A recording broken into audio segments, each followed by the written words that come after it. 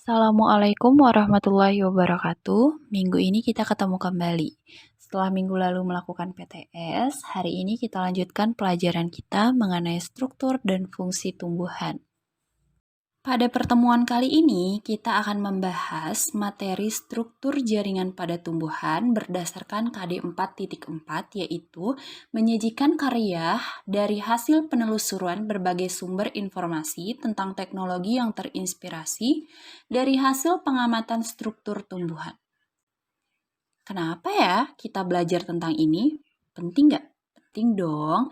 Mempelajari materi ini akan membantu kamu memahami bagaimana ilmuwan mengembangkan teknologi yang terinspirasi dari struktur jaringan tumbuhan yang mungkin juga dapat menginspirasi kalian dalam mengembangkan teknologi di masa depan.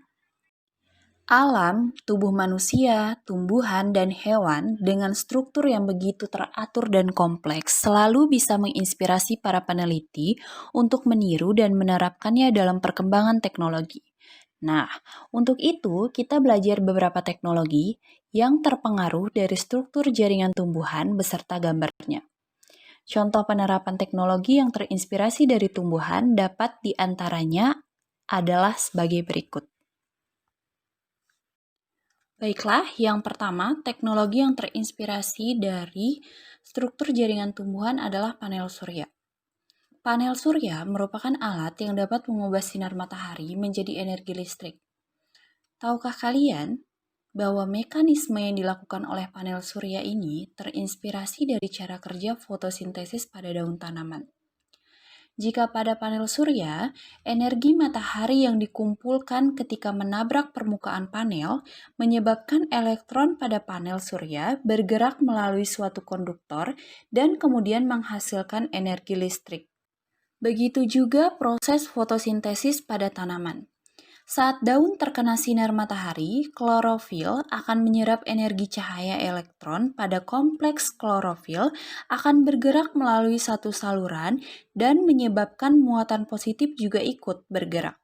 Muatan positif ini selanjutnya bergerak menuju kompleks enzim yang berfungsi menghasilkan energi kimia berupa ATP dan NADPH. Kedua energi inilah yang nantinya digunakan untuk mengubah CO2 menjadi glukosa. Pembangkit listrik tenaga surya Abengoa terinspirasi dari tumbuhan bunga matahari. Teknologi yang terinspirasi dari struktur jaringan tumbuhan yang pertama yaitu pembangkit listrik tenaga surya atau PLTS Abengoa. Cara kerja teknologi ini berasal dari sinar matahari yang dipantulkan oleh cermin, sehingga nantinya cahaya tersebut akan terkonsentrasi pada menara yang membuat air mendidih. Selain itu, cairan lainnya juga akan menguap sehingga bisa menjalankan turbin dan generator dan alhasil menghasilkan energi listrik. Lapisan pelindung dan pengilap terinspirasi dari tanaman daun talas. Pada permukaan daun talas dan teratai dilindungi oleh lapisan kutikula. Kutikula tersusun atas senyawa lipid berupa lilin atau wax dan polimer hidrokarbon yang disebut kutan. Kedua senyawa ini bersifat hidrofobik atau tidak suka air, sehingga jika air mengenai lapisan ini tidak akan basah. Mekanisme ini diadopsi oleh ilmuwan untuk pembuatan cat yang tidak mudah kotor, lapisan pengilap, dan lapisan anti-air. Yang ketiga, alat pemurni air. Terinspirasi dari tanaman eceng gondok. Tanaman eceng gondok terdapat lubang-lubang atau saluran kecil pada membran sel akar. Saluran ini terbentuk dari protein dan memiliki lubang dengan ukuran dan daya ikat tertentu. Salah satu salurannya yaitu aquaporin. Alat pemurni air dengan teknologi aquaporin, air yang kotor dapat disaring sehingga menghasilkan air yang jernih. Yang selanjutnya, pemurni udara Andrea terinspirasi dari tumbuhan. Andrea Air Purifier adalah sebuah contoh teknologi yang terinspirasi dari tumbuhan dan hasil kombinasi brilian antara manusia dengan tanaman yang dapat mempercepat kemampuan alami alam untuk membersihkan udara yang kotor dalam rangka untuk mendetoksifikasi suasana di dalam rumah. Alat yang luar biasa ini mampu membersihkan udara di rumah Anda lebih baik dibandingkan dengan tanaman biasa. Selanjutnya adalah sensor cahaya. Mekanisme pada lampu penerang jalan terinspirasi oleh mekanisme pada tumbuhan kaktus.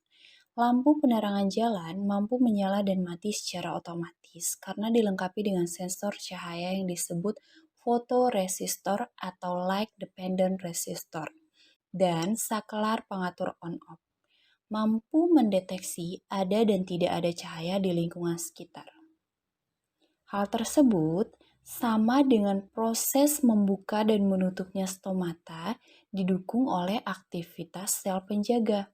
Sel penjaga memiliki reseptor cahaya atau fotoreseptor yang peka terhadap cahaya pada tumbuhan kaktus.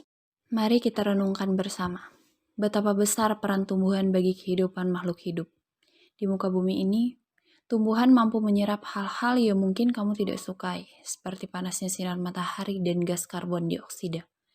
Tuhan juga telah mendesain struktur tumbuhan di alam ini dengan sangat sempurna. Banyak struktur tumbuhan yang ditiru oleh para ilmuwan untuk dikembangkan menjadi teknologi.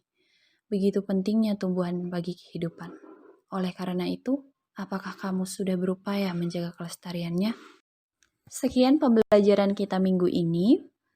Tetap jaga kesehatan. Sampai bertemu lagi minggu depan. Wassalamualaikum warahmatullahi wabarakatuh.